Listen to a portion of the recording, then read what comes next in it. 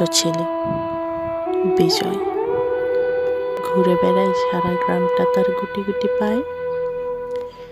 মা, ও মা, বাজান কোন হানে গেছে? মা হাসে আর কয়, তোর বাজান না ফেরার দেশে গেছে। রাতের বেলা যে তারাগুলো আকাশে মিটমিট করে জ্বলে, সেই তারাগুলোর মধ্যে যেটা সবচেয়ে বেশি জ্বলে সেইটাই হইল তোর বাপ। ও সে থাইকা, মা আমি গেলাম পুণ্যি পুকুর খেলতে।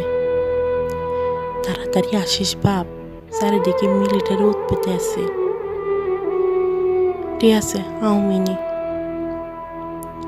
হঠাৎ ভয়ানক গুলিবর্ষণ। মায়ের মনে আশঙ্কা, হায় আল্লাহ, পোলা তো গেছে সে অনেকক্ষণ আগে খেলতে, এখন আহে না কেন? মিলিটারি এই গ্রামটারেও গ্রাস করতেছে। ও মা, বাপ তোর গায়ে এত রক্ত কেন? ও বাপ। নিস্তব্ধ সবকিছু, স্থির হয়ে যায় ছোট্ট ছেলের চঞ্চল দুটি চোখ।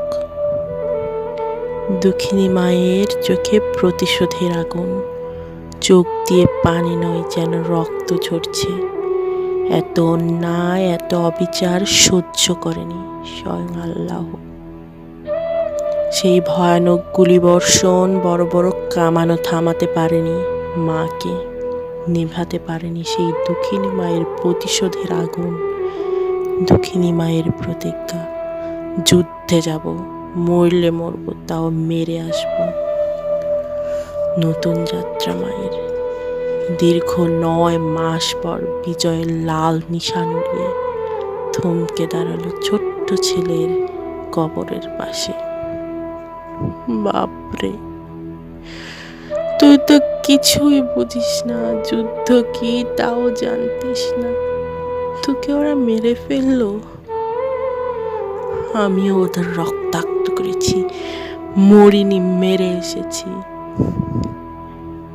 এবার তোর কাছে যেতে চাই, ফেলতে চাই স্বস্তির নিঃশ্বাস।